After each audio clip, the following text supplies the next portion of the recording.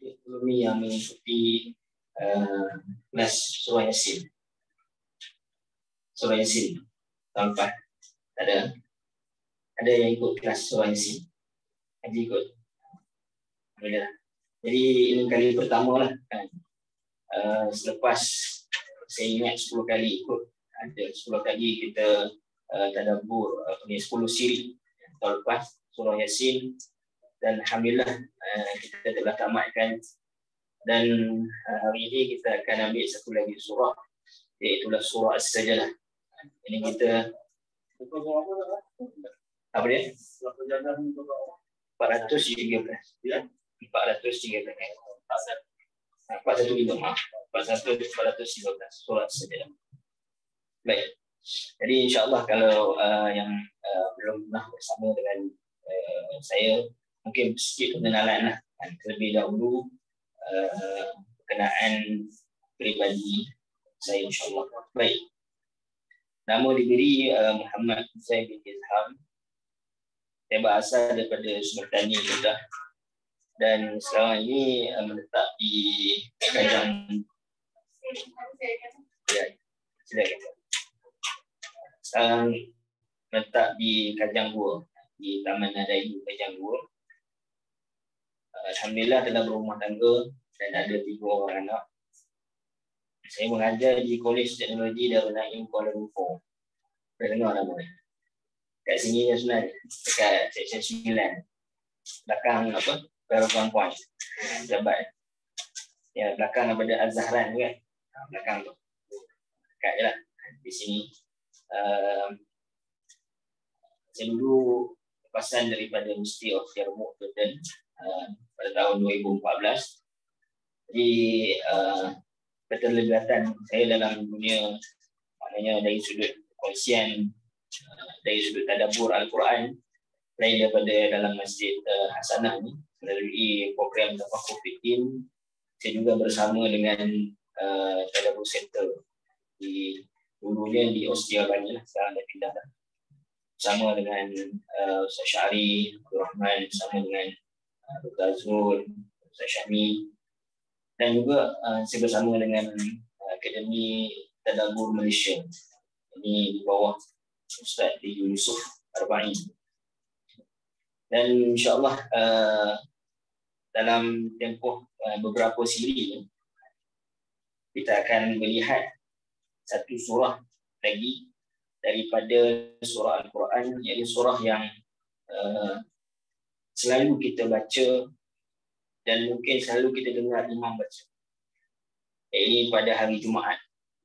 Di surah As-Sajdah ni mempunyai beberapa perkara yang sangat menarik untuk kita kaji bersama insya-Allah, untuk kita melihat peringatan-peringatan Allah Subhanahu Wa Taala kepada diri kita. Pada As-Sajdah itu rujuk kepada sujud. Jadi surah ini mengajar kita untuk kita bersujud di hadapan kekuasaan dan juga keagungan Allah Subhanahu Wa Taala. Jadi sebagaimana mungkin yang baru bersama dengan saya pada kali ini, jadi cara saya dalam mana kata kita mentadabbur satu-satu surah, jadi kita akan melihat ini dari sudut perbahasan-perbahasan yang mungkin perbahasan berkaitan dengan tafsiran secara umum, perbahasan berkaitan tafsiran yang mana agak mendetail, dan kadang-kadang saya menyebutkan tentang kaedah-kaedah. Kerana apa yang penting, yakni bila tuan-tuan dan puan-puan bersama dalam kelas tadabbur ini, baik secara fizikal ataupun secara maya, mana ada perkara-perkara yang boleh diambil kaedah-kaedah ini untuk apply kepada surah-surah yang lain. Jadi mungkin kita akan memilih beberapa surah. Jadi maknanya dalam Al-Quran ini ada 114 surah kan. Jadi kita tak mampulah kesemuanya. Jadi paling kurang bila kita tahu kaedah-kaedahnya, mudah-mudahan membantu kita lah di dalam melihat ayat-ayat Quran yang lain. Baik. Jadi untuk hari ini kita akan melihat terlebih dahulu berkaitan dengan mukadimah. Maknanya kita tak pergi lagi kepada ayat by ayat. Jadi kita tengok dulu tentang mukadimah, iaitu latar belakang surah As-Sajdah dan beberapa isu yang kita nak cuba highlightkan tentang kefahaman daripada surah As-Sajdah dan juga surah-surah yang lainnya yang ada kaitan dengan surah As-Sajdah. Baik. Bismillahirrahmanirrahim. Jadi kita lihat terlebih dahulu berkaitan dengan latar belakang. Ini setiap surah daripada surah Al-Quran dia mempunyai latar belakangnya yang tersendiri. Jadi kalau kita lihat setiap surah dalam Al-Quran, dia ada penyusunan yang mana kita tengok penyusunan itu merupakan penyusunan di dalam mushaf.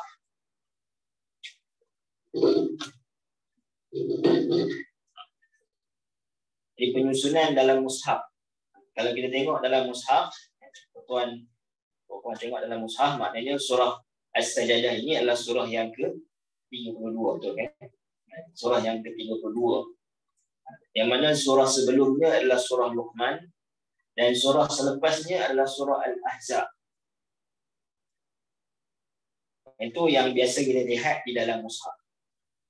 Namun di sana ada lagi satu bentuk penyusunan surah-surah, iaitulah bentuk penyusunan mengikut tertib turunnya surah. Tertib turunnya surah, yang ini makna kata turunnya ketika mana pada zaman Nabi SAW. Jadi saya merujuk kepada satu tafsiran yang menyusun mengikut turutan penurunan, bukan turutan mushaf, iaitu tafsir yang ditulis oleh Syekh Hasan Habanaka Al-Maidani. Ini seorang ulama Syria yang makna kata ulama yang moden lah. Tak silap saya guru kepada bekas mufti wilayah dulu, Dr. Al-Bakri. Baik. Jadi beliau menulis satu kitab yang menarik, tafsir ada Daqaiq Tadabbur, nama kitab tafsirnya.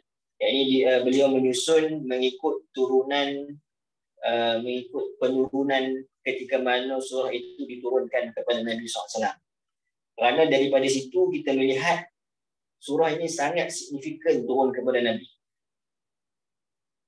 Patutlah surah ini turun ketika mana Nabi SAW berada dalam situasi itu.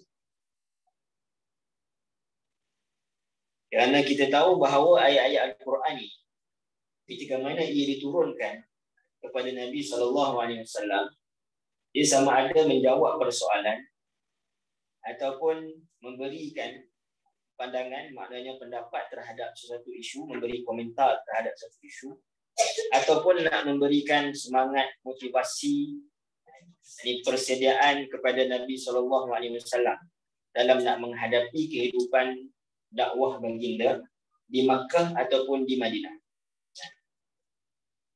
Jadi kalau kita melihat dari sudut susunan turunnya kepada Nabi SAW, maka surah As-Sajdah merupakan surah yang ke-75. Surah yang ke-75 turun kepada Nabi SAW. Yang mana surah sebelumnya turun adalah surah Al-Mu'minun dan surah selepasnya itu adalah surah At-Tur. Jadi ini bermakna bila kita mengetahui susunan penurunan yang keberapa, cuma satu benda yang saya nak sebutkan, makna kata walaupun surah As-Sajdah surah yang ke-75 dan ada penomboran bagi surah-surah itu, tak bermakna surah itu turun selengkapnya. Sebagaimana kita kata contoh surah Al-Alaq kan, surah yang pertama turun kepada Nabi SAW. Ini tak bermakna surah Al-Alaq turun secara penuh, tak. Maknanya mungkin ini pada awalnya 5 ayat, kemudian itu turun selepas itu melengkapkan surah Al-Alaq. Begitulah juga surah-surah yang lain. Ini makna kata ada surah yang mana turun sekaligus kesemuanya, ada surah yang mana turun Yang ini separuh dulu, yang di awal ataupun yang di akhir, dan separuh lagi turun pada waktu yang lain. Cuma ketika mana permulaan turun itu sesuatu surah, sama ada di awalnya, pertengahan ataupun perakhirannya, maka ditulis ataupun disusun oleh para ulama tertib penurunan surah. Dan tertib penurunan surah ini bersifat ijtihadilah. Makna kata boleh jadi kalau kita lihat kepada tafsiran yang lain ataupun kita melihat pendapat ulama yang lain, mungkin nombor itu berbeza. Kerana dari sudut penurunan ni memang kita tidak ada satu pendapat yang pasti. Cuma para ulama ini menyusunkan berdasarkan ijtihad melalui mereka melihat suasana penurunan, yakni keadaan latar belakang, keadaan tema surah tersebut yang berkaitan dengan situasi Nabi SAW, maka mereka mengatakan sedemikian. Antara yang menarik, mungkin tafsir yang boleh tuan-tuan rujuk, antaranya adalah tafsir Al-Maududi. Tafsir Al-Maududi. Dalam internet ada, dalam Google. EnglishTafsir.com. Yang menariknya di bahasa Inggeris. Mungkin tuan-tuan dan perempuan mungkin lebih mahir bahasa Inggeris daripada saya. Saya pun sikit-sikit je lah bahasa Inggeris kan. EnglishTafsir.com. Ini tafsir Al-Maududi. Ini beliau ada menyebutkan tentang period of revelation. Bilakah jangkaan surah ini diturunkan kepada Nabi SAW. Baik. Jadi kita dah tahu makna kata surah As-Sajadah ini adalah surah yang ke-75. Makna kata dia adalah pada akhir-akhir Nabi SAW berada di Makkah. Ini menarik bila kita tahu tentang penurunan ini. Kita boleh melihat apakah sirah di sebalik penurunan surah tersebut. Dengan cara melalui kita melihat kepada kitab sirah. Dan Nabi SAW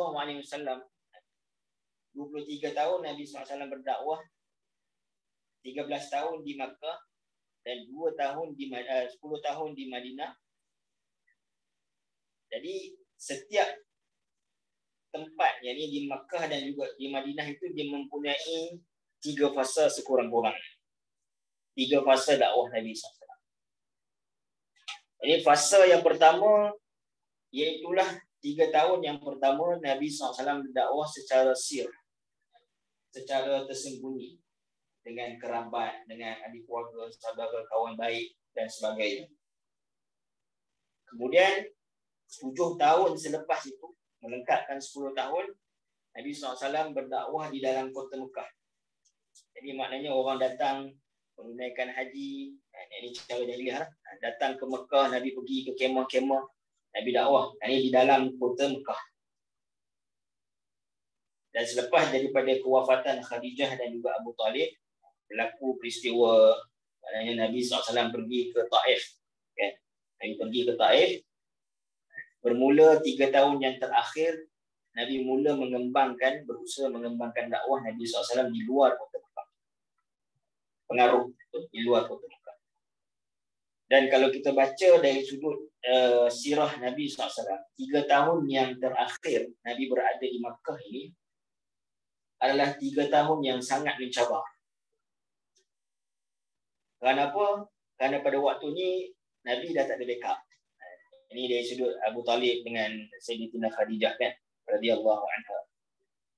Dan pada waktu ini orang-orang biasa, maknanya kalau sebelum ini yang nak menyakiti Nabi SAW, mereka hanya cakap-cakap mulut. Yang berani sakitkan tubuh badan Nabi ini maknanya pembesar-pembesar Quraisy. Tapi bila 3 tahun yang terakhir ni, orang-orang biasa pun dah mula berani untuk menyakiti Nabi, berani untuk menyakiti para sahabat Nabi SAW. So 3 tahun yang terakhir ni kita akan tengok banyak surah yang Allah SWT turunkan. Terutamanya berkaitan dengan qasas, kisah-kisah dalam Al-Quran Nabi-Nabi yang terdahulu. Ini banyak pada 3 tahun yang terakhir. Dan termasuk yang turun 3 tahun yang terakhir ini adalah surah As-Sajadah. Kenapa? Kerana kalau kita tengok dari sudut bilangan surah Makkiyah, Madaniyah, Ini surah yang diturunkan sebelum daripada hijrah dan selepas hijrah.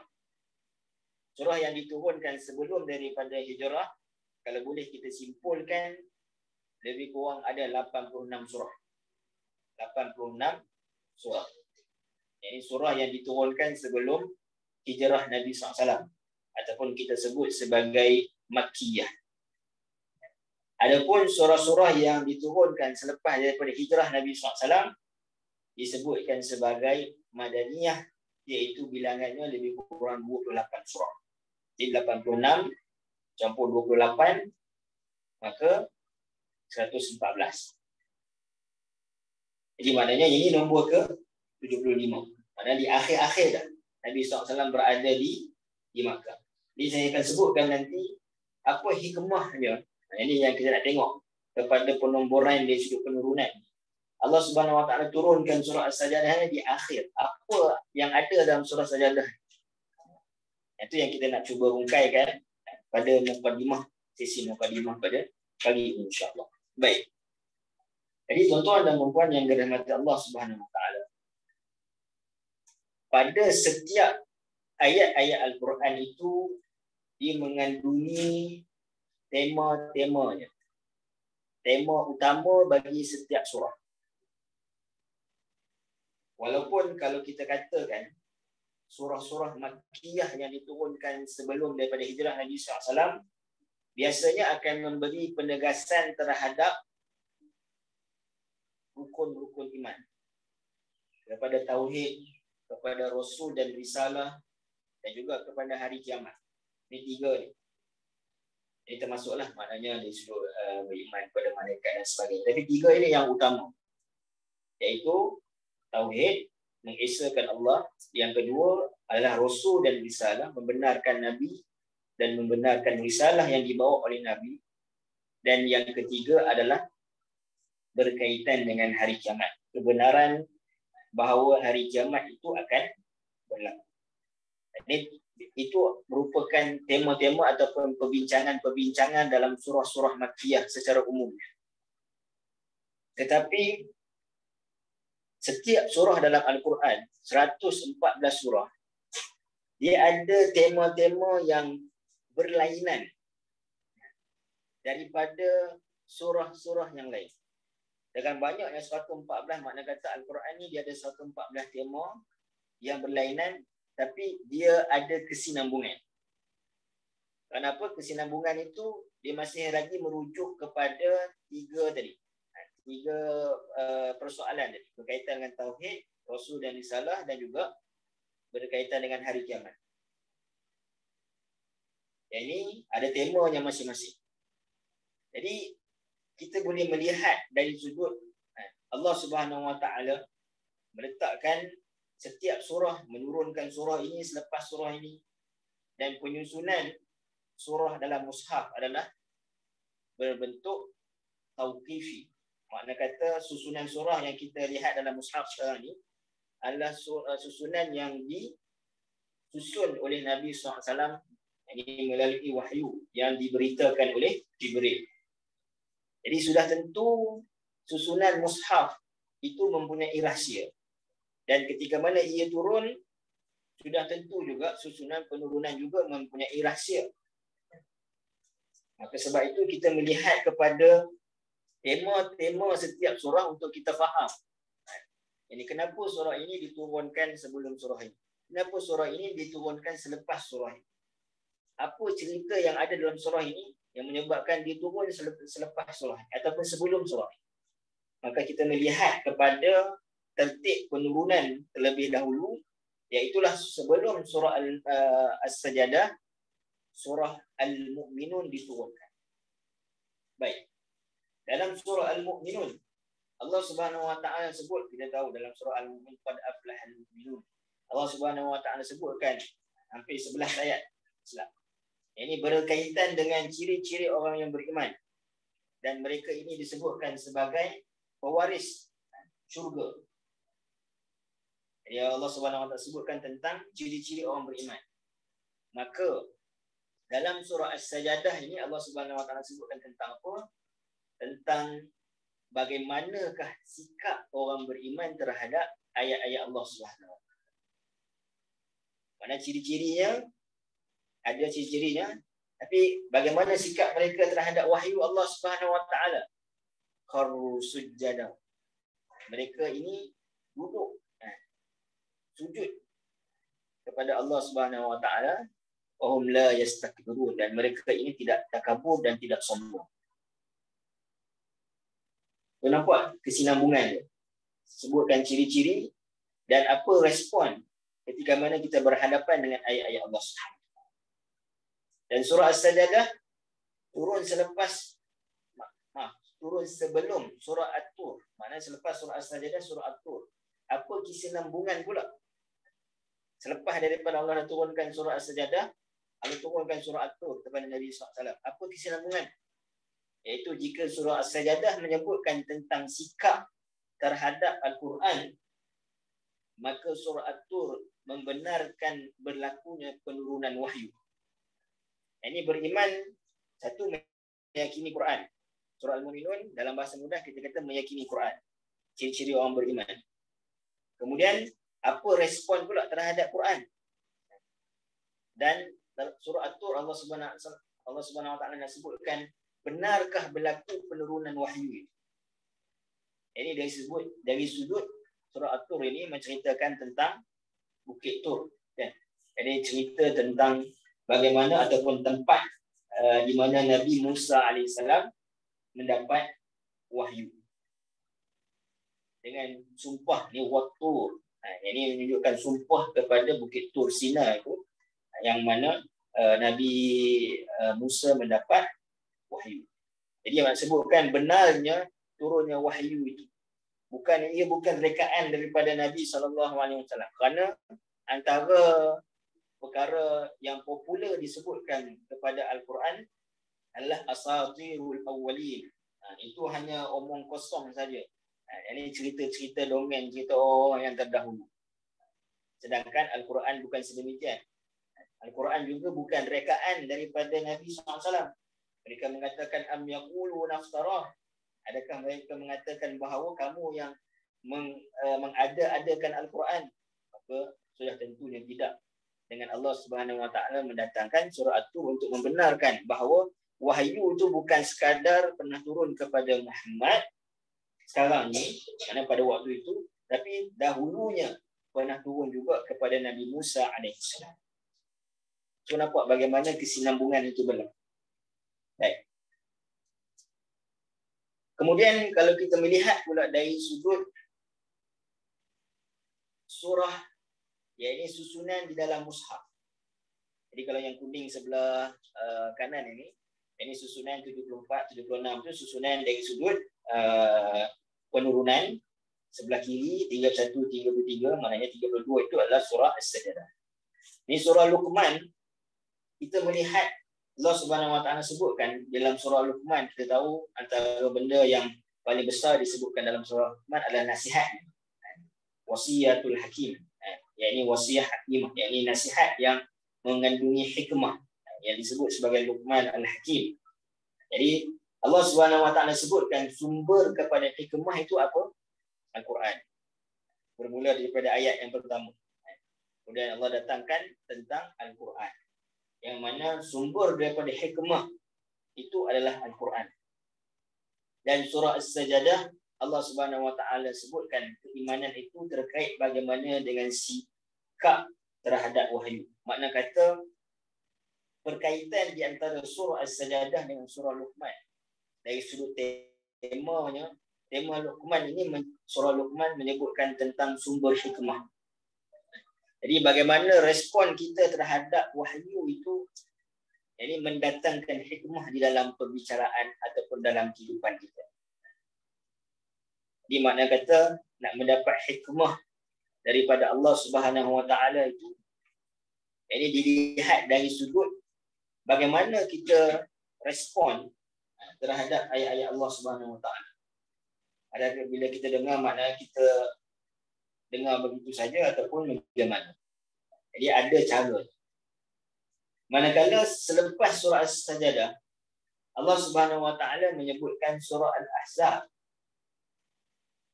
yang mana surah As-Sajdah berada sebelum surah Al-Ahzab. Jika surah As-Sajdah menyebutkan tentang sikap terhadap wahyu dan berpaling kepada orang-orang yang kafir, fa'arid anhum wantazir innahum muntazirun. Ini berpaling daripada orang kafir. Ini rujuk kepada Al-Quran. Jangan dengar cakap orang-orang yang kufur dan ingkar. Maka surah Al-Ahzab bermula dengan arahan Allah Subhanahu Wa Taala sebut di permulaan surah Al-Ahzab, jangan kamu mentaati kafir dan juga munafik. Ini perlu mentaati apa yang Allah Subhanahu Wa Taala turunkan. Itu sikap yang betul. Ini sujud dan juga rasa takut dan harap kepada Allah Subhanahu Wa Taala, khaufan wa tama'a, hanya kepada Allah Subhanahu Wa Taala. Ini bukan kepada mereka yang ingkar terhadap Rasul dan juga risalah. So daripada sini, apa kepentingan untuk kita tahu surah sebelum dan surah selepas? Yang ini kalau dalam perbahasan ilmu Al-Quran, dia disebut sebagai ilmu munasabah. Jadi munasabah ni makna dalam bahasa kita munasabah lah. Ini apa munasabah? Ataupun dalam kita boleh sebutkan keterikatan. Sebab Al-Quran ini, dia apabila diturunkan secara berperingkat, tapi ia tak bermakna setiap ayat itu dia berasingan. Itu yang nak disebutkan kepada kita tentang munasabah ni, ilmu munasabah. Kalau secara ringkas saya sebutkan ilmu munasabah ni, iaitu ilmu berkaitan dengan keterikatan antara surah-surah, apa kaitan surah ni dengan surah ni. Dan saya sebutkan tadi, dari sudut kenapa surah ini diturunkan selepas surah ini. Kerana dia ada kesinambungan dia. Kesinambungan itulah yang kita sebutkan sebagai ilmu munasabah. So daripada latar belakang ini, kita dapat satu perkara, iaitu surah As-Sajdah menceritakan kepada kita, antara temanya adalah dari sudut bagaimana sikap kita terhadap wahyu Allah Subhanahu Wa Taala, wahyu Allah Subhanahu Wa Taala. Yang tu yang kita nak cuba uraikan. Baik. Boleh kan tuan-tuan? Kalau ada soalan, ini kita boleh berdiskusi. Baik. Jadi bila ada face to face ni, saya pun seronok juga. Kalau dulunya dalam maya ni, maknanya orang kadang-kadang nak cakap segan kan. Ini face to face ni, jadi boleh nak kita berbincang kalau ada yang tak jelas dan sebagainya. Baik. Kemudian, kalau kita melihat sedikit lagi, lebih dalam lagi berkaitan dengan perkaitan antara surah sebelumnya, surah As-Sajdah dengan surah Luqman. Jadi kalau tuan-tuan tengok macam tafsir-tafsir yang ada dalam bahasa Melayu, antaranya terjemahan Tafsir Al-Munir. Mungkin tuan-tuan ada. Tafsir Al-Munir, antara tafsir yang bagus sebagai pemula, yang ini banyak dibincangkan, dan antara dibincangkan itu adalah ilmu munasabah. Ataupun yang ditulis dalam tafsir itu adalah persesuaian ayat ataupun persesuaian surah. Kenapa surah ini sesuai diturunkan selepas surah? Kenapa surah ayat ini sesuai berada sebelum ayat ini?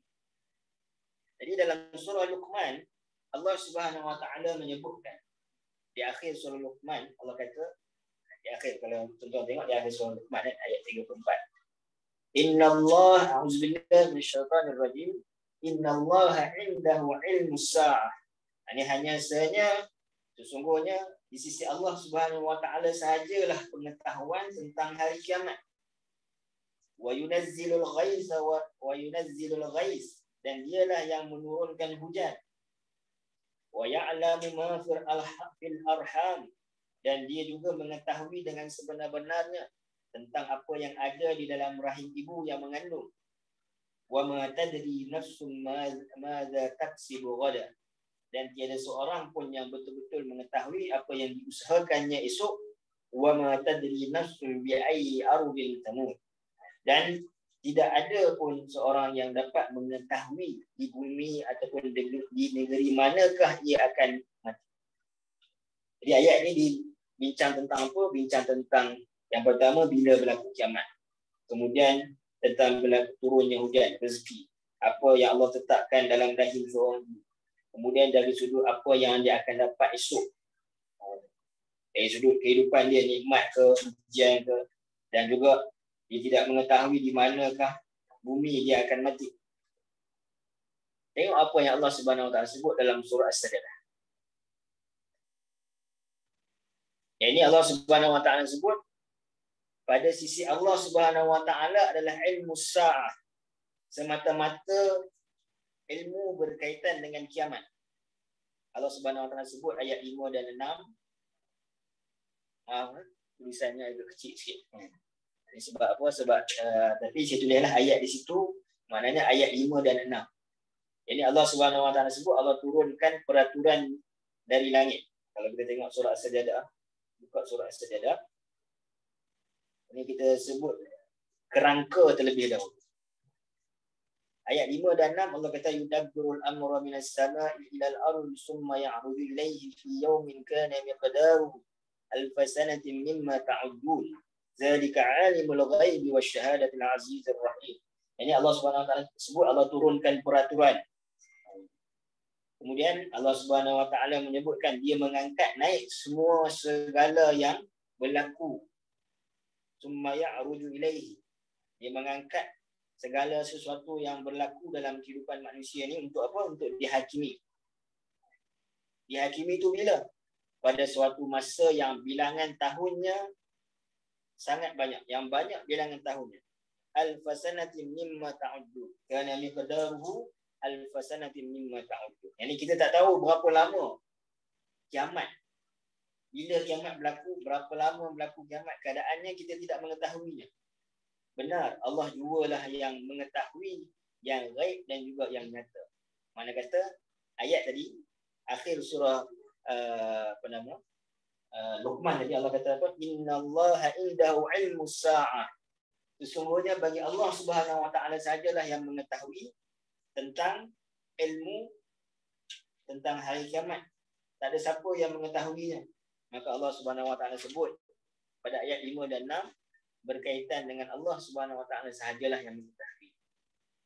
Maknanya penutup bagi surah Luqman itu Allah Subhanahu Wa Taala sebutkan semula, ini penegasan bahawa Allah Subhanahu Wa Taala sahaja yang mengetahui. Wa yunazzilul ghais, bagaimana Allah Subhanahu Wa Taala jugalah sahaja yang mengetahui rezeki. Yang itu turunnya hujan ni maknanya dalam bahasa mudah kita kata rezeki setiap orang itu. Ini persoalan kepada ayat 27 kita tengok Allah Subhanahu Wa Taala sebut awalam yarau anna nasuqul ma'a ila al-ardil juruzi fanukhriju bihi zar'a. Ayat 27. Iaitu dan tidakkah mereka yang tidak mahu taat dan bersyukur itu melihat bahawasanya kami mengarahkan turunnya hujan ke bumi yang kering kontang, lalu kami tumbuhkan dengan air hujan itu tanaman-tanaman yang daripadanya dimakan oleh binatang-binatang ternak mereka dan mereka sendiri.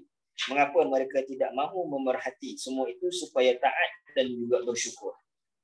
Jadi nak sebutkan hanya Allah Subhanahu Wa Taala yang tahu bila turunnya hujan dan apa hikmah daripada penurunan hujan itu adalah tumbuhnya pokok-pokok, tanaman-tanaman yang menyebabkan binatang ternak mereka makan dan mereka sendiri makan. Jadi kenapa manusia ni tidak mahu bersyukur? Kemudian wa ya'lamu ma fil arham. Allah Subhanahu Wa Taala sahaja yang mengetahui apa yang berlaku di dalam rahim seorang ibu. Allah Subhanahu Wa Taala sebut ayat 7 dan 9 hingga 9 iaitu tentang allazi ahsana kulla shay'in khalaqa wa bada'a khalqal insani min tin thumma ja'ala naslahu min sulalatin min ma'in mahin. Ceritakan tentang penciptaan manusia daripada Nabi Adam, kemudian kepada salasilah keturunan dari manusia kita. Kemudian Allah Subhanahu Wa Taala sebut ditiupkan ruh, kemudian diberikan pendengaran, diberikan penglihatan, diberikan hati, akal, fikiran. Tetapi manusia masih lagi tidak mahu bersyukur. Kemudian Allah Subhanahu Wa Taala sebut lagi, maza taksibu ghada, apa yang mereka akan dapat pada hari esok. Allah Subhanahu Wa Taala sebut pada ayat 5 dan juga ayat 13. Tadi kita sebutkan yudabbirul amra minas sama. Allah yang mentadbir urusan alam ini, mendatangkan peraturan-peraturan apa yang akan berlaku kepada manusia. Perihal makhluknya Allah Subhanahu, semuanya di bawah pengetahuan dan rahsia Allah Subhanahu Wa Taala. Maka pengakhiran manusia itu bergantung pada kepatuhannya terhadap peraturan. Mana kata kita tak payah nak sibuk dari sudut apa yang kita akan dapat esok. Ini kita hanya menjalankan sunnatullah. Ini kalau dari sudut kerja maknanya kita berusaha. Ini tidak perlu ada kerisauan. Ini kerana Allah Subhanahu Wa Taala dah menentukan rezeki bagi setiap orang itu. Dan antara bentuk rezeki dan antara bentuk perkara yang tidak diketahui selain daripada rezeki adalah berkaitan dengan ajal. Bi ayyi ardin tamut. Allah Subhanahu Wa Taala sebut pada ayat 10 dan 11, orang kafir yang mendustakan mereka akan dihidupkan semula. Bahkan pertemuan dengan Tuhannya. Namun Allah Subhanahu Wa Taala menegaskan bahawa malaikat maut akan datang mengambil nyawa mereka dan akan kepadanya lah dikembalikan. Maknanya malaikat maut, Allah Subhanahu Wa Taala sebut, qul yatawaffakum malakul maut allazi wukila bikum. Malaikat maut yang diwakilkan kepada kamu. Mana kata kamu boleh mati bila-bila masa saja, di mana-mana sahaja.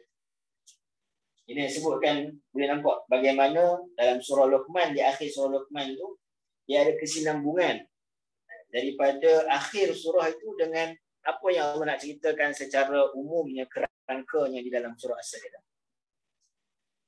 Jadi itu yang disebutkan sebagai munasabah. Boleh tuan-tuan?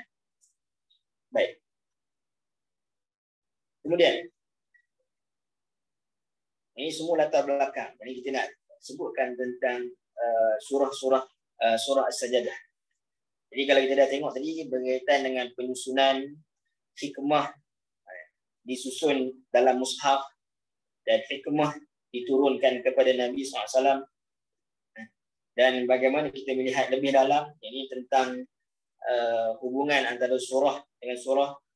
Ini kalau kita tengok dalam tafsir, saya sebut tadi, tafsir Al-Munir selalu ada persesuaian dengan surah sebelum. Ada surah Luqman dan surah As-Sajdah. Baik. Kalau kita tengok dalam hadis dan juga dalam Quran ini sendiri, ada beberapa nama yang disebutkan kepada surah As-Sajdah daripada ayat itu sendiri dan juga daripada hadis Nabi SAW. Baik. Yang pertamanya kita kena faham nama surah ini dalam Quran. Ini nama surah macam surah Al-Fatihah, surah Al-Baqarah, Ali Imran yang kita tengok dalam mushaf itu, nama itu adalah bersifat wahyu. Ini maknanya tauqifi. Makna kata namanya itu adalah nama yang disebutkan oleh Jibril kepada Nabi SAW. Itu nama dia. Tetapi setiap daripada surah ataupun sebahagian surah, dia mempunyai nama lainnya. Macam surah Al-Fatihah lah. Nama Al-Fatihah itu adalah nama yang dalam maknanya wahyu turun dengan nama Fatihah. Tapi surah Fatihah disebutkan dengan kitab kan. Disebutkan juga dengan Asy-Syafiyah, Al-Wafiyah, Sab'un Masani dan sebagainya. Ini banyak. Dan begitu juga kalau kita biasa dengar makna kata surah Tabarak, surah Al-Mulk. Di surah Al-Mulk disebut juga dengan surah Tabarak. Dan begitulah dengan surah As-Sajdah. Mana kata nama As-Sajdah itu adalah nama utamanya. Dan dia ada nama-nama lain. Dan kebiasaan nama utama bagi setiap surah itu dia ada disebutkan di dalam surah. Melainkan ada beberapa surah. Contoh macam surah Al-Ikhlas. Kan? Tak ada perkataan ikhlas dalam surah Al-Ikhlas. Tapi nak sebutkan apa kefahaman terhadap ikhlas itu hanya kerana Allah Subhanahu Wa Taala. Surah Al-Ikhlas hanya sebut tentang Allah. Semuanya Allah. Kerana keikhlasan yang sebenar itu adalah bersandarkan kepada Allah Subhanahu Wa Taala semata-mata. Jadi kebiasaannya nama surah itu dia disebutkan di dalam surah. Kebiasaan lah. Kecuali beberapa surah. Dan nama surah itulah dia akan menentukan tema utama bagi surah tersebut. Contoh, kalau kita ambil Suratul Baqarah. Kan panjang kan Suratul Baqarah, ada 286 ayat. Kenapa namanya itu Baqarah? Kenapa namanya Baqarah? Sapi betina. Fikirlah. Sebab cerita tentang Baqarah itu disebutkan dalam Suratul Baqarah. Cerita tentang bagaimana orang Yahudi mereka banyak tanya dengan Nabi Musa. Bila disebutkan Allah Subhanahu Wa Taala suruh mereka untuk menyembelih Baqarah, menyembelih sapi betina, lembu betina. Jadi mereka tanya macam-macam. Jadi tanya tu bukan tanya nak tahu, tapi mereka tanya untuk melengah-lengahkan masa untuk mereka tak mau buat suruhan. Tanya sapi betina ni macam mana, apa warna ni, bentuk dia macam mana. Jadi tanya-tanya tu tanya yang bukan tanya nak tahu. Jadi maknanya bukan saya kata dengan tanya, mana boleh tanya. Tapi nak sebut tanya itu adalah dari sudut dia nak melengah-lengahkan supaya tak mau buat benda tu. Dan hampir tak buat pun. Jadi cerita surah Baqarah ini adalah cerita tentang orang yang Allah Subhanahu Wa Taala, satu bangsa yang Allah Subhanahu Wa Taala muliakan pada permulaannya. Diberikan dijanjikan Palestin kepada mereka dahulunya, tetapi disebabkan mereka yang mensia-siakan peluang Allah Subhanahu Wa Taala, maka Allah Subhanahu Wa Taala tukar daripada orang Yahudi kepada umat Nabi sallallahu alaihi wasallam. Sebab itu cerita surah Baqarah ini tema dia berkaitan dengan manhaj khalifah.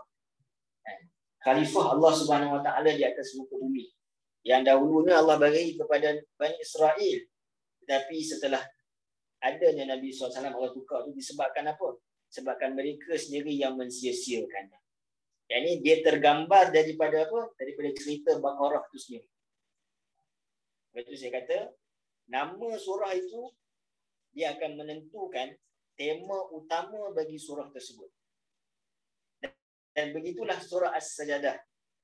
Iaitulah nama surah ini menentukan temanya, dan temanya apa? Berkaitan dengan respon kita terhadap ayat Al-Quran.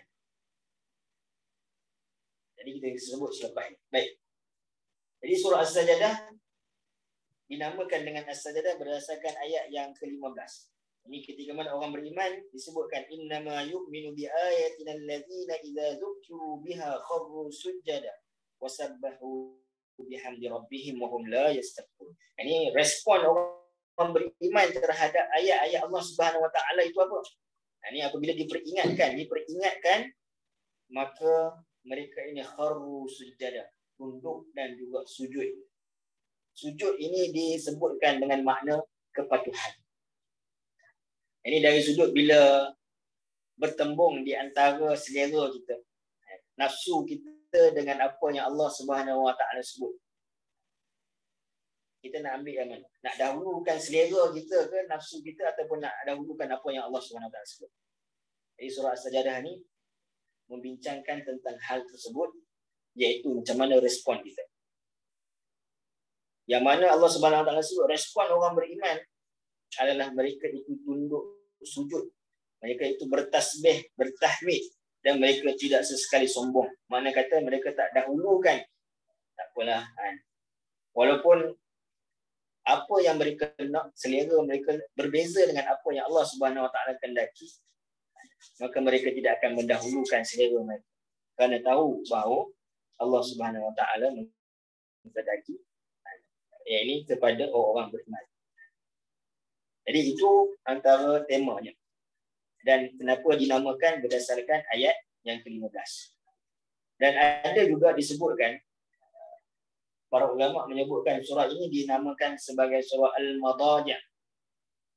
Al-Madaji', iaitu maknanya adalah tempat tidur. Kalau ayat yang ke-16, tatajafa junubuhum 'anil madaji'. Jadi mereka ini bersegera bangun daripada tempat tidurnya. Jadi perkataan madaji' ini ada dalam surah lain juga. Tapi disebutkan antara nama surah ni lah. Baik. Kemudian dari sudut hadis Nabawi. Dalam hadis riwayat Bukhari, Nabi SAW sebut bahawa Nabi membaca surah ini, Alif Lam Sajadah dan juga surah Al-Insan. Ini disebut nanti dalam hadis fadilatnya.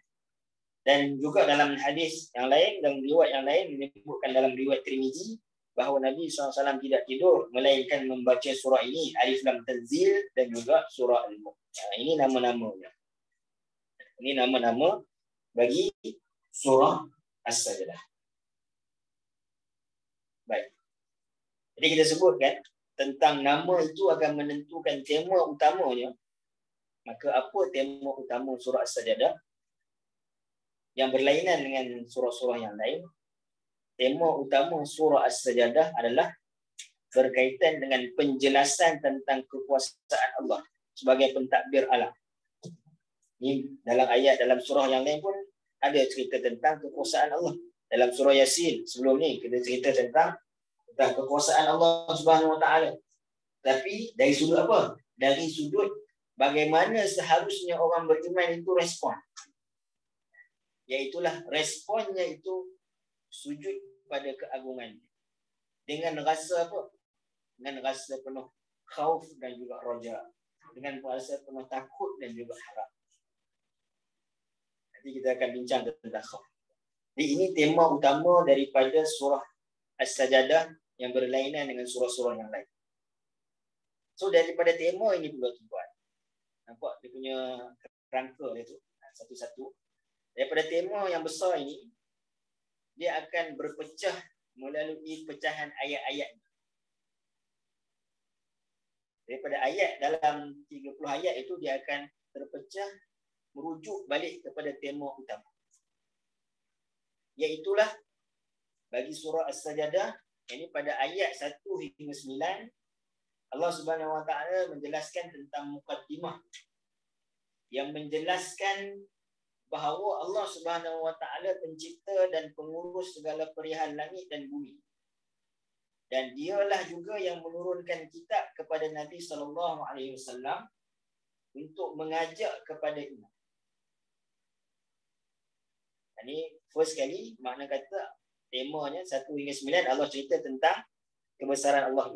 Jadi kebesaran Allah, apa tema tadi? Kebesaran Allah Subhanahu Wa Taala dari sudut respon. Bagaimana respon orang beriman?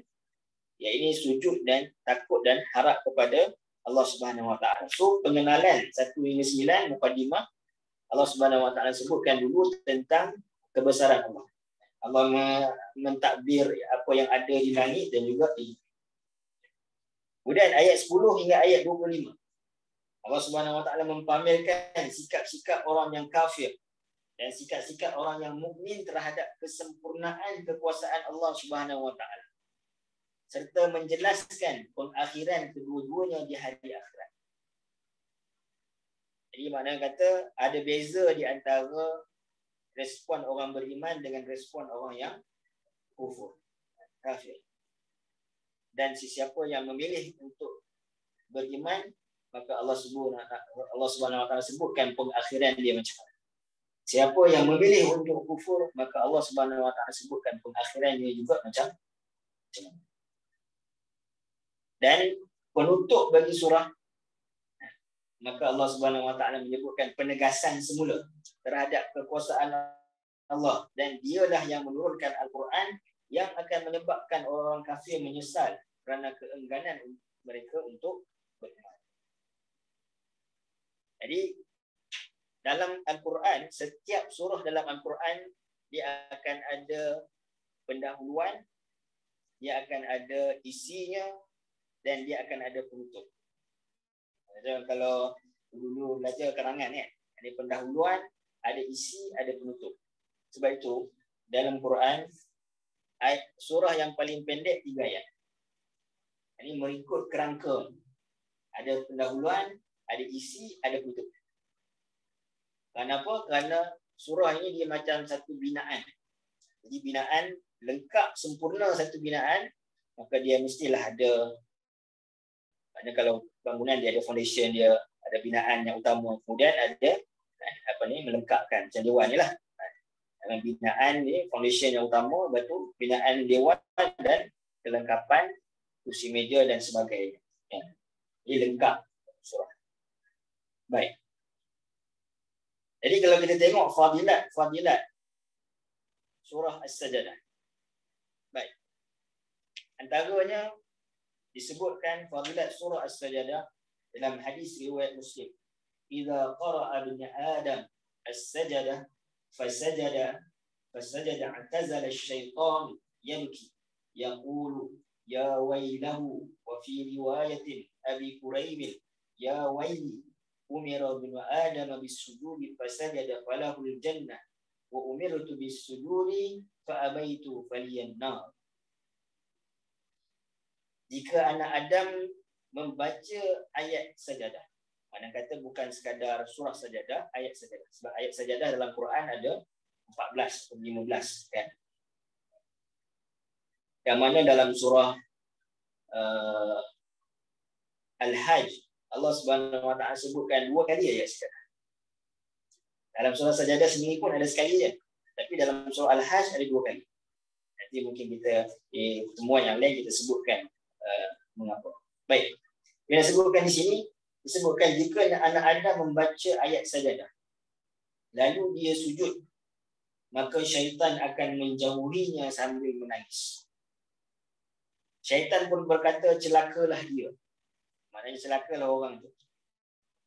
Maknanya kata dia tak dapat nak mengganggu orang tu, maka dia kata celakalah. Bukan maknanya orang tu ditimpa celaka. Maknanya dia sebutkan tu sebab dia tak dapat ganggu. Di dalam riwayat yang lain disebutkan celakalah aku. Kenapa dia kata celakalah aku? Yakni syaitan menyebut celakalah aku kerana apa? Iaitu apabila anak Adam ini disuruh bersujud, maka dia pun bersujud, maka baginya syurga. Sedangkan aku sendiri diperintahkan untuk bersujud pada siapa? Nabi Adam kan? Namun aku enggan, maka bagi pun neraka. Mana kata bila mudah-mudahan kita memahami dalam surah Sajadah ini sebagai salah satu bentuk macam mana kita nak tahu respon, sepatutnya kita respon terhadap ayat-ayat Allah Subhanahu Wa Taala, sama ada ayat penciptaan kauniyah ataupun ayat-ayat Al-Quran, dan kita benar-benar sujud dari sudut bukan sekadar fizikalnya sujud, tapi jiwa kita, hati kita sujud penuh tadarruk, penuh rasa tazallul, rasa kehinaan kepada Allah Subhanahu Wa Taala. Mudah-mudahan bagi kita syurga. Mudah-mudahan. Baik. Fadilat yang lain. Motivasi sebagai beramal saleh. Ya. Sila.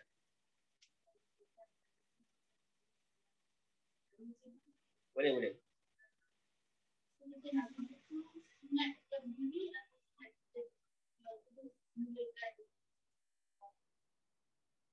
Makna kata bila kita baca tu kita nak sujud tu. Sunat kita berdiri, angkat tangan, sujud. Jadi sunat kita bangun lah. Nanti dalam ayat 15 saya akan rincikan tentang mungkin hukum akam lah. Di situ nanti kita akan lebih banyak berdiskusi lah tentang hukum akam, tentang sujud sajadah, insyaAllah. Baik. Motivasi beramal soleh. Dalam hadis Nabi SAW sebut, An Abi Hurairah radhiyallahu anhu an Rasulullah sallallahu alaihi wasallam qala Allah tabaraka wa ta'ala a'dadtu li'ibadis salihin ma la 'aynun ra'at wa la udhunun sami'at wa la khatara 'ala qalbi bashar. Qala Abu Hurairah iqra'u in syi'tum fala ta'lamu nafsun ma ukhfiya lahum min qurrati a'yun. Jadi maknanya salah satu daripada ayat dalam surah As-Sajdah ini ayat 17. Allah Subhanahu Wa Taala, Nabi SAW sebut daripada Abu Hurairah, Nabi SAW mengatakan hadis kursi, Allah Subhanahu Wa Taala sebut, aku mempersiapkan kepada hamba-Ku yang saleh satu tempat yang mana mata tak pernah melihat, telinga tak pernah mendengar, mata mana tak pernah lihat keindahannya, telinga tak pernah mendengar alunan suara yang gemersik yang indah. Kan kita kalau pergi ke hutan-hutan kan, kita suka dengar bunyi haiwan kan, bunyi yang tenang kan. Yang mana bukan sekadar kita melihat pemandangan yang cantik, tapi di telinga juga dengan halua telinga melihat gemersik suara yang menenangkan. Jadi syurga itu mata macam mana cantik kita pernah tengok pun, syurga tak pernah sama. Telinga bagaimana merdu pun bisa dengar, syurga tak pernah sama. Wala khatara ala qalbi bashar, yang mana tidak akan pernah manusia ini dia terlintas pemikiran dia tentang indahnya syurga. Sebab apa? Allah Subhanahu Wa Taala sebut pada ayat 16, ayat 17, Allah menyediakan bagi mereka yang beriman ma ukhfiya lahum min qurratah, apa yang disembunyikan oleh Allah Subhanahu Wa Taala yang mana tak pernah mata melihat. Jadi nak sebutkan ini motivasi mudah-mudahan untuk kita beramal soleh.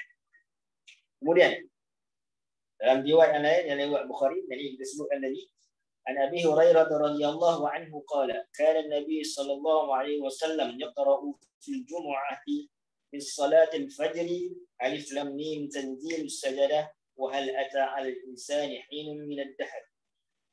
Kepada Abu Hurairah, Nabi SAW berkata, Abu Hurairah berkata, Nabi SAW membaca pada waktu solat fajar hari Jumaat surah As-Sajadah dan surah Al-Insan. Mungkin maknanya minggu akan datang, jadi kita melihat apa kaitan di antara surah As-Sajadah dan surah Al-Insan. Kenapa Nabi baca surah As-Sajadah dan surah Al-Insan? Apa perkaitan dia dengan hari Jumaat? Kenapa Nabi baca pada subuh hari Jumaat? Jadi itu persoalan-persoalan yang kita akan bawa nanti insya-Allah tentang perkaitan di antara surah-surah. Baik. An Jabir qala kana an-nabi sallallahu alaihi wasallam la yanamu hatta yaqra'u bi tanzil as-sajadah wa bi tabaraka. Dalam riwayat Tirmizi, Nabi SAW sebut, daripada Jabir bin Abdullah berkata, Nabi SAW tidak akan tidur melainkan setelah Nabi membaca surah As-Sajadah dan surah Al-Mulk. Dalam riwayat Tirmizi. Ini juga kita akan melihat apa berkaitan di antara surah As-Sajadah dan surah Al-Mulk.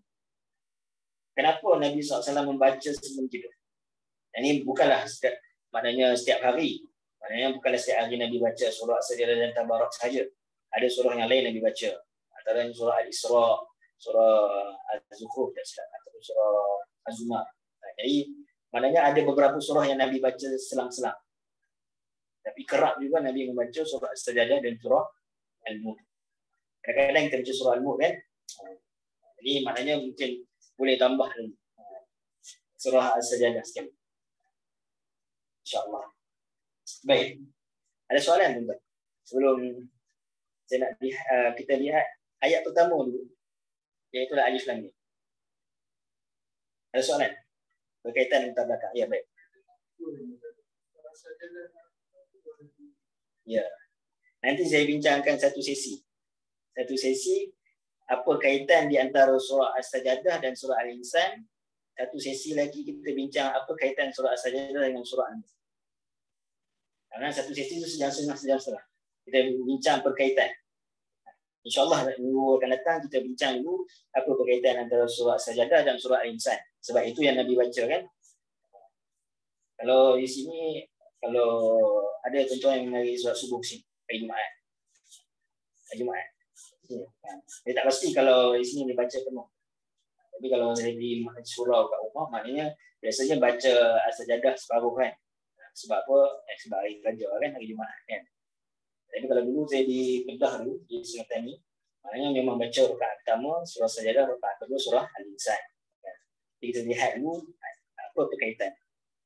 Baik. Ada kan soalan? Nanti insyaAllah kita akan lihat apa ni berkaitan. Baik. Jadi kalau tak ada soalan, mana saya nak sebutkan sedikit berkaitan dengan ayat yang pertama. Yang mana daripada ayat pertama ni kita akan melihat beberapa rahsia Al-Quran. Bahawa Al-Quran ini, mukjizat Al-Quran ini, tuan-tuan dan puan-puan, dia tidak hanya kepada ayat-ayat yang kita faham. Mana kata ayat macam zalikal kitab la raiba fihi hudan lil muttaqin, dan ayat-ayat yang lain yang kita baca yang kita faham terjemahan dan tafsiran. Mukjizat Al-Quran ini sampai kepada ayat-ayat yang kita tak dapat faham. Kenapa kita dapat faham? Sebab ulama pun tak faham. Mana tak faham ni adalah dari sudut makna sebenar. Iaitulah yang disebutkan sebagai huruf muqatta'ah. Muqatta'ah. Muqatta'ah. Muqatta'ah. Yang terpotong ataupun yang terpisah. Yang kita baca alif lam mim. Ya. Surah As-Sajdah kan? Alif lam mim. Kenapa dinamakan huruf-huruf yang terpisah ataupun yang terpotong? Kerana kita sebut alif lam mim, kita tak sebut alam kan? Macam kita baca surah Al-Insyirah kan? Alam nashrah laka sadrak. Betul. Ya. Tapi kita baca dengan alif lam mim. Ini satu-satu huruf. Maka sebab itu dinamakan huruf muqatta'ah. Iaitu huruf yang dibaca secara terpisah. Ataupun maknanya huruf yang mana digabungkan dia tak jadi perkataan. Dia tak jadi perkataan. Dan biasa kan huruf, bila kita gabung huruf-huruf maka dia jadi satu perkataan yang dipahami kan. Tapi huruf muqatta'ah ni bermakna gabungan huruf-huruf tu dia tak jadi perkataan. Alif lam mim. Dia tengok terjemahannya apa? Alif lam mim. Terjemahannya alif lam mim. Ini kalau kita tengok dalam tafsir, memang ada tafsiran yang cuba untuk ini sudut ijtihadnya memberikan makna kepada huruf-huruf muqatta'ah. Antaranya macam contoh alif lam mim, ada yang kata alif itu adalah Allah, lam itu Jibril, mim itu Muhammad. Ada beberapa tafsiran. Cuma kalau kita tengok tafsiran ini bukan bersifat qat'i ataupun bukan bersifat pasti. Para ulama hanya sebutkan ini beberapa pandangan dan juga beberapa kaul-kaul daripada ijtihad ulama. Tapi dari sudut hadis, jadi tak disebutkan tentang makna sebenar alif lam. Jadi bagi kita tak apa kalau kita nak tahu maknanya, cuma kita tinggalkanlah makna yang kita tak ketahui. Cuma apa yang kita nak sebutkan dari sudut apa hikmah. Kerana dalam Al-Quran tidak ada satu pun yang sia-sia kan? Sudah tentu ada hikmahnya. Kenapa Allah Subhanahu Wa Taala mendatangkan alif lam mim? Walaupun kita tak tahu makna tu nak sebut yang tentang mukjizat Quran, kita tak tahu makna pun ada hikmah. Baik. Tuan-tuan tengok kenapa saya letakkan gambar ni. Mungkin tuan-tuan ada ngaji di sini, mungkin ada ngaji tentang bacaan Quran kan? Maknanya bacaan tajwid. Mana kita tahu bahawa setiap daripada kita manusia ini Allah Subhanahu Wa Taala mengurniakan kepada kita 5 makhraj huruf yang disebut sebagai makharijul huruf, yang mana kita bermula daripada rongga ni, jauh, disebut jauh, kita naik ke atas tengkorak, bukan tengkorak, tenggorok kan, ini al-halq, kemudian kepada lisan kan, lidah kita, kemudian hidung, bunyi dengung kan, hidung, dan akhir sekali di bibir kita kan. Cuba tuan-tuan tengok mana kedudukan alif lam mim. Langsung dia bangun. Sini alif kan? Lam mana? Lam. Kita nak sebut lam di sini kan? Dan mim sini kan? Mim. Makna kata bila kita nak sebutkan alif lam mim, kita bermula daripada bawah alif, lalu ke atas sebelum kita nak sebut lam, dan bila kita nak sebutkan mim, bunyi dengunglah mim. Alif lam mim, maknanya bunyi dengung dan juga bunyi bibir. Alif lam mim ni mewakili semua yang ada dalam huruf. dari sudut makhraj huruf kita. Baik. Kenapa? Nak sebutkan kepada kita. Setiap kita manusia dan kita yang beriman kepada Allah Subhanahu Wa Taala, yang kita beriman terhadap Al-Quran, makna kata kita ini sebenarnya dipermudahkan oleh Allah Subhanahu Wa Taala untuk membaca Quran. Sebab apa? Sebab ia keluar daripada makhraj. Setiap kita ada makhraj tu kan? 5 tu. Betul kan? Ada 5 makhraj tu kan? Yang mewakili semuanya sekali. Maka setiap kita ini boleh membaca Al-Quran. Walaqad yassarna Al-Quran. Allah Subhanahu Wa Taala ni dah mempermudahkan Al-Quran pada kita. Ini sebagai satu semangat dan motivasi untuk kita mempelajari Quran. Allah kata Alif Lam Mim, zalikal kitabu la raiba fihi. Alif Lam Mim, Al-Quran itu tidak ada keraguan. Tuan-tuan, tidak ada keraguan. Ini bukan hanya terhad kepada isi kandungannya. Bukan hanya terhad kepada cara turunnya. Daripada siapa yang diturunkan, bagaimana ini diturunkan. Tapi tidak ada keraguan dari sudut kita nak berhubungan dengan. Tak ada keraguan. Walaupun mungkin kita dah sampai mungkin usia emas orang kata kan. Tapi tak ada keraguan bahawa kita juga boleh membaca Quran dengan baik. Kita juga boleh memahami ayat-ayat Quran dengan baik. Allah kata kepada Nabi Yahya, khuzil kitaba biquwwah. Itu syaratnya. Wahai Yahya, ambil Al-Quran itu dengan bersungguh-sungguh. Ini tak ada keraguan. Yang mencipta keraguan tu siapa? Kita. Oh Ustaz, tak boleh Ustaz. Dah payahlah. Lidah dah tengah dan payah nak sebut. Kan? Siapa yang mencipta keraguan tu? Kita. Tapi Al-Quran kata apa? Al-Quran kata Allah dah mempermudahkan, insya-Allah. Tapi syaratnya memanglah kena bersungguh, kan? Jadi kesungguhan tu, mudah-mudahan Allah Subhanahu Wa Taala bukakan jalan, insya-Allah. Itu maknanya bagi orang beriman kita, kan? Kerana mewakili semua makhraj. Yang kedua, bagi orang yang mana dia tak beriman dengan Quran, orang musyrikin. Ini kita tahu bahawa Al-Quran yang disebut sebagai mukjizat. Apa makna mukjizat? Mukjizat ini dia asalnya daripada perkataan ajaza. Ajaza ni maknanya lemah. Jadi mukjizat ini adalah satu perkara yang amrul khariqun lil 'adah, satu perkara yang ajaib yang berlaku kepada yajrihi Allah ala yadi ahadi min abdiya'i, yang mana Allah Subhanahu Wa Taala berikan mukjizat itu kepada salah seorang daripada para nabinya. Tujuannya apa? Maqrunun bitahaddi, dia adalah untuk mencabar orang-orang pada ketika itu mendatangkan semisalnya salimun 'anil mu'aradah, dan ia selamat daripada sebarang bentuk tentangan. Maknanya orang tak boleh menentang mukjizat. Jadi Al-Quran itu disebutkan dengan mukjizat, antaranya adalah dia memberi cabaran. Wa in kuntum fi raibin mimma nazzalna ala 'abdina fa'tu bi surah. Jika kamu ragu terhadap apa yang kami turunkan kepada hamba kami, yakni Nabi SAW, itulah Quran, cuba kamu datangkan semisalnya. Ini bentuk cabaran.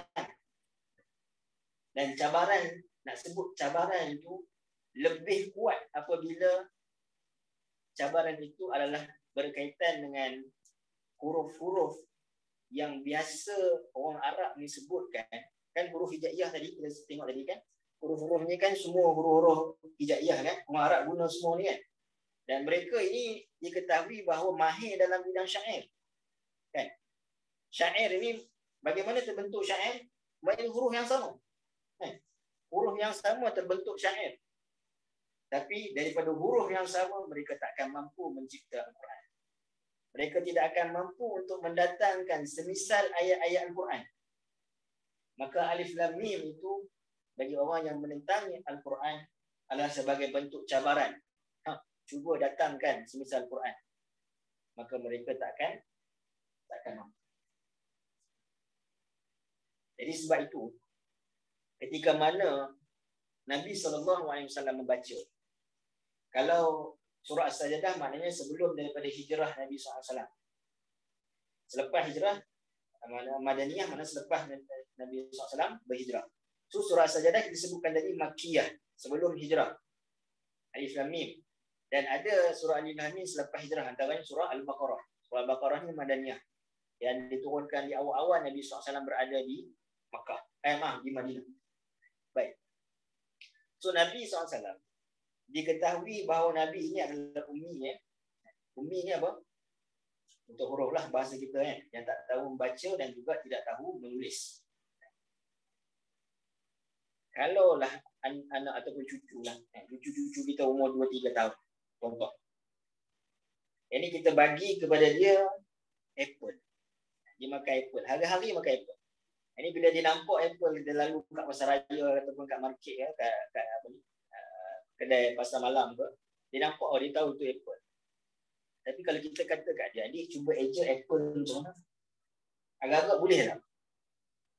Tak boleh. Sebab apa? Sebab tak pernah belajar secara formal kan? Tak pernah belajar. Eja E, B, E, L satu-satu. Tak pernah. Nabi SAW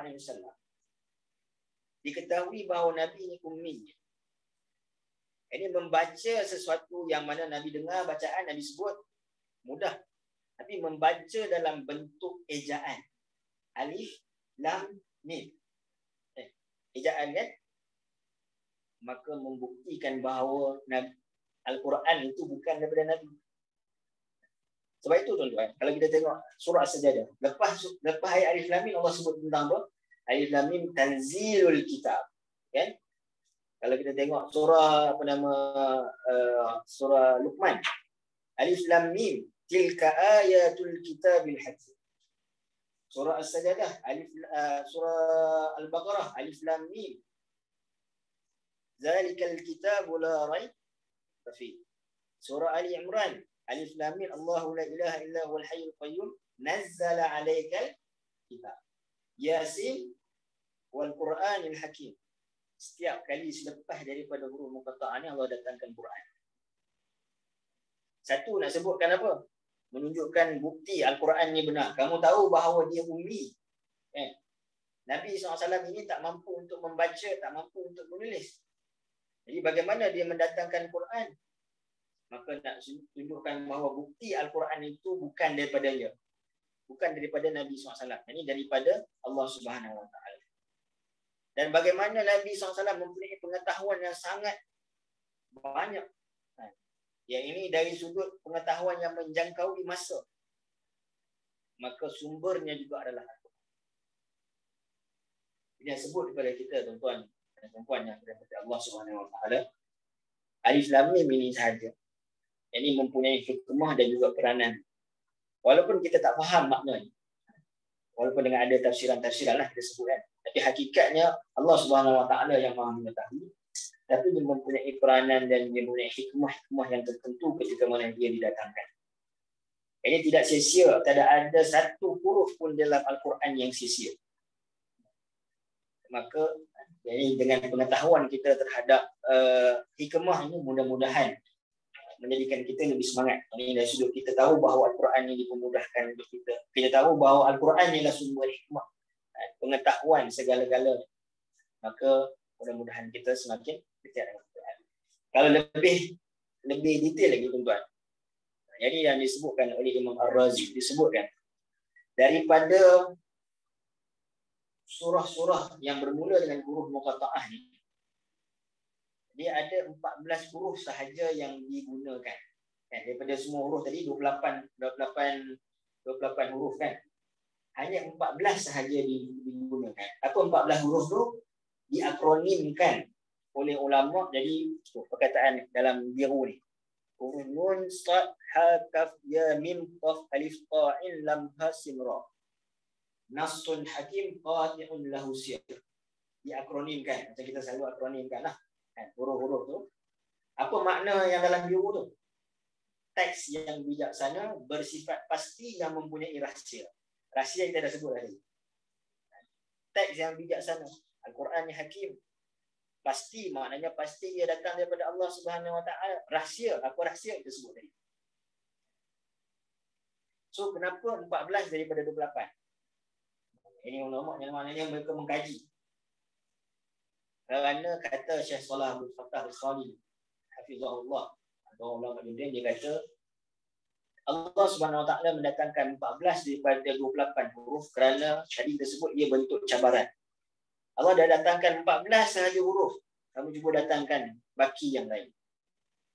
Tak mampu. Dan ia berada dalam 29 surah. Maknanya ada dalam 29 surah yang menggunakan huruf muqatta'ah.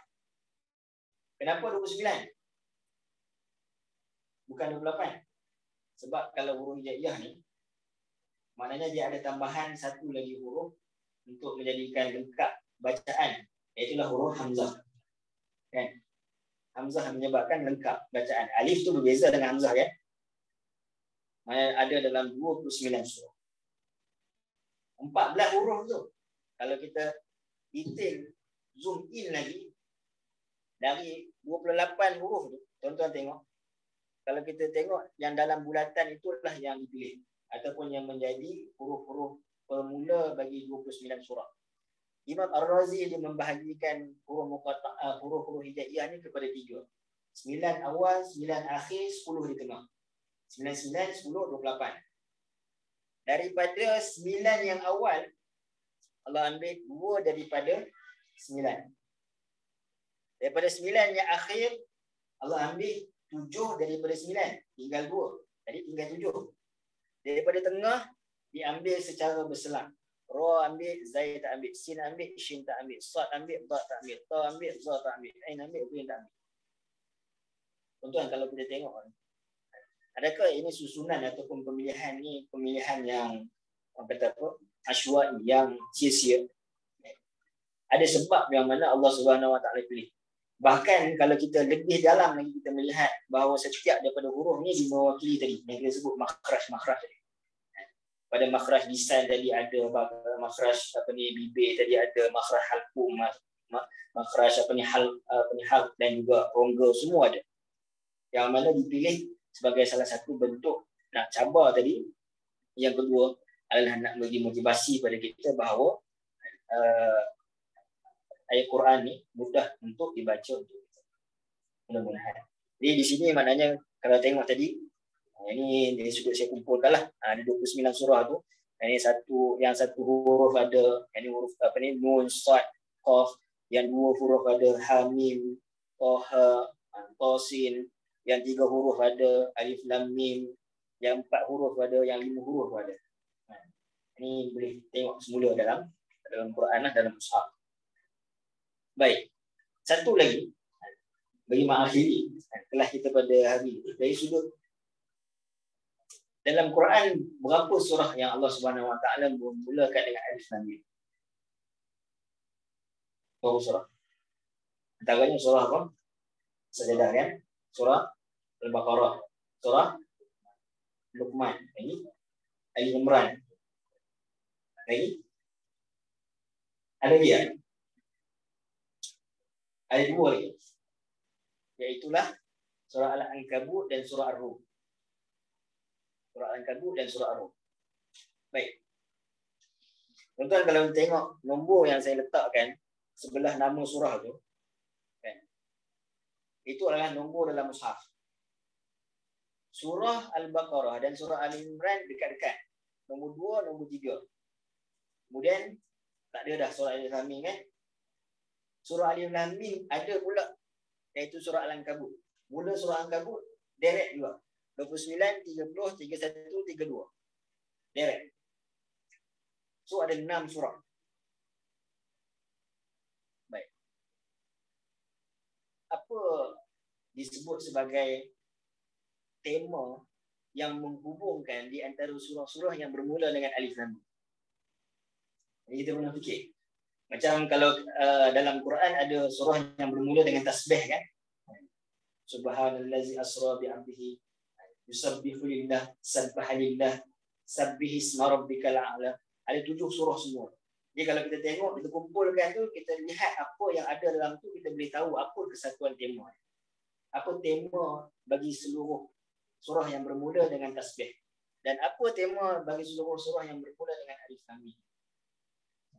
Baik, kalau kita tengok surah Al-Baqarah, saya sebutkan tadi, surah Al-Baqarah, temanya adalah Allah Subhanahu Wa Taala sebutkan tentang manhaj khalifah Allah Subhanahu Wa Taala di atas muka bumi. Di antara mereka yang mensia-siakan, iaitu orang-orang Yahudi, dan mereka yang menegakkan, iaitulah para sahabat. Sebab tu ada peristiwa perubahan kiblat. Perubahan kiblat ni bukan semata-mata perubahan kiblat dari sudut syarak, tapi perubahan daripada siapakah yang akan memimpin dunia. Ini bukanlah Bani Israel, iaitu daripada Baitul Maqdis, tapi kepada ini para sahabat Makkah, pada sahabat yang bersama dengan Nabi SAW. Bukan sekadar perubahan kiblat solat, tapi perubahan dari sudut kepimpinan.